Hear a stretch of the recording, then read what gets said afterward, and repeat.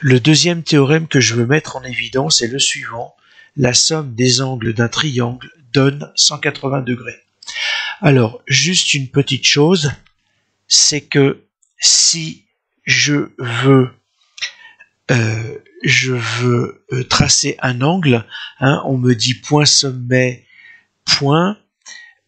En fait, ce qui va se passer, c'est que je dois tourner d'une certaine manière. Si je commence par parler du secteur angulaire CBA, je ne vais pas avoir l'angle B, mais son supplémentaire.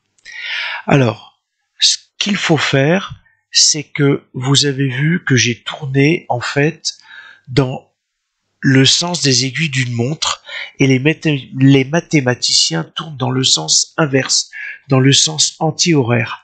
Donc si ça vous arrive, la moindre des choses, eh bien, c'est de partir à l'envers. Je suis parti du point C pour le sommet B et le point A. Maintenant, je vais cliquer sur A, sommet B et point C. Et là, j'ai un angle de 53 degrés 13 qui s'affiche. Si je clique sur point B, sommet C et point B', vous voyez que j'ai bien un angle de 90 degrés. Alors je vais sortir cet angle ici pour qu'il soit bien visible. Et enfin, si j'additionne 90 et 53,13 et que j'ôte cette somme à 180 degrés, eh bien je vais avoir ici la valeur de l'angle de sommet B. Et normalement, si vous additionnez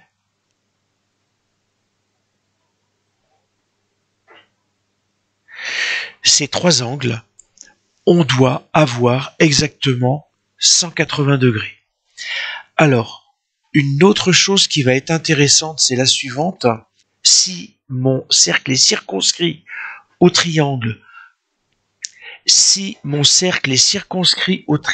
ou bien si le triangle est inscrit dans le cercle, à partir du moment où je vais faire une rotation à mon triangle, vous voyez que l'angle C est toujours un angle droit.